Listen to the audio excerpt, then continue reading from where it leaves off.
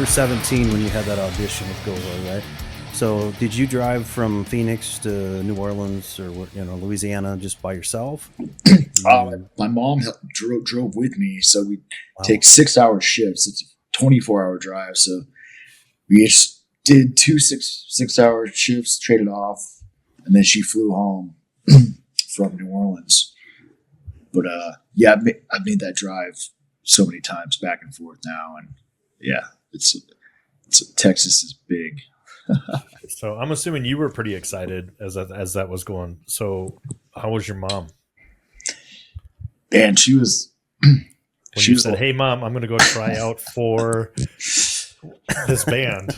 I think she was just kind of a little apprehensive, but she's like, "All right, well, I don't know what she."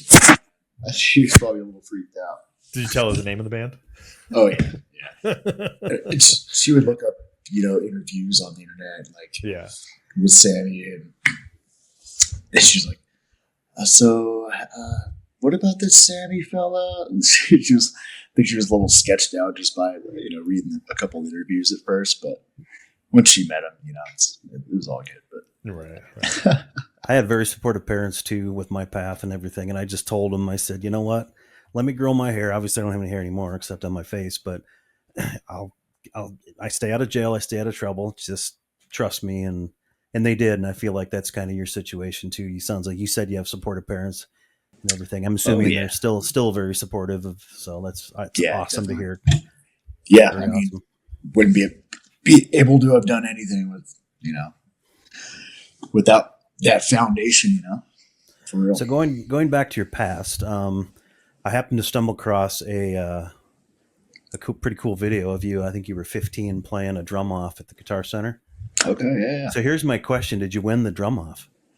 I think I made it to the finals and then got to the finals. And I mean, there was all these like kind of gospel chops dudes. And I was just like, all right, you can have it, man. That's cool footage though, to have something like that when you're that young, It was cool. I mean, I didn't, at that age, I really didn't know how to compose a solo. I was just kind of dicking off, man.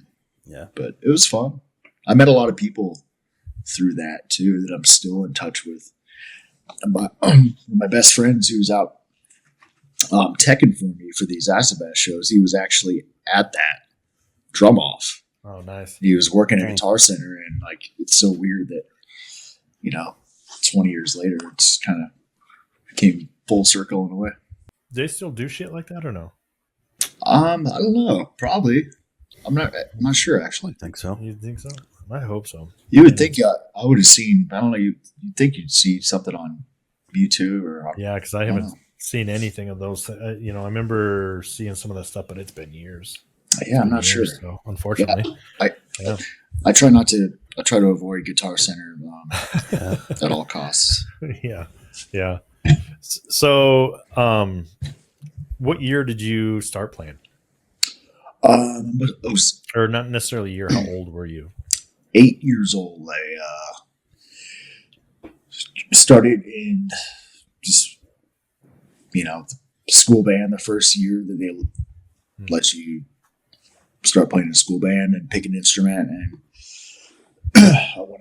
told my parents I wanted to play drums, and they were like, let's think about something else. And I was really persistent, and like, all right, well, you're starting out with the snare drum, so sent me home with the snare drum, and started out with that, and dedicated and kept working at it, and just kind of a few years later got my first drum kit, and then off from there. So by the time you got your first kit, were you already into metal at that point? So you're probably 10, 11. Yeah. I was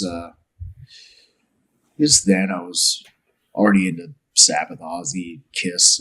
I kind of the trajectory of like stuff I got into is more along the lines of like people like a generation earlier than me. You know what I mean? I don't know. I started out like with the stuff that that like Sammy's generation would have started out with, and kind of went Sure. down that same kind of path. But